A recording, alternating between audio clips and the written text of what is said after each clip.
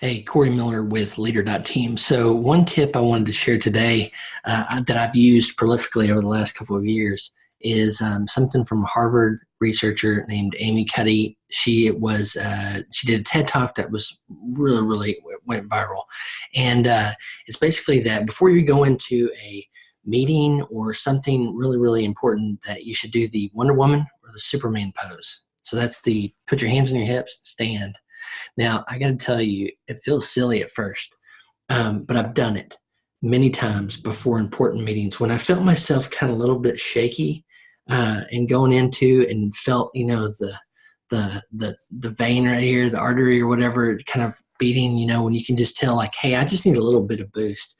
So I would stand up literally, put my hands on my hips, just like Superman or Wonder Woman, and do that for a couple seconds and just breathe.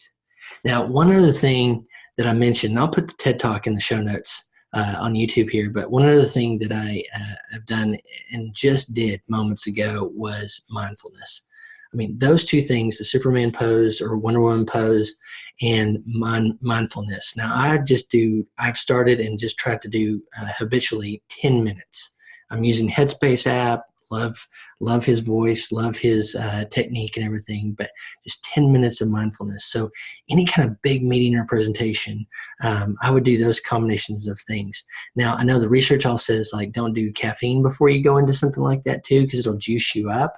I always kind of felt like, as kind of uh, an introvert, I kind of still think I'm more introverted, that maybe I shouldn't do coffee, but I wanted to. It's something in my head said I have to amp up. But, a combination of those three things before I had any big meeting, presentation, or decision always helped me. And I just wanted to share the Superman pose or the Wonder Woman. Thanks.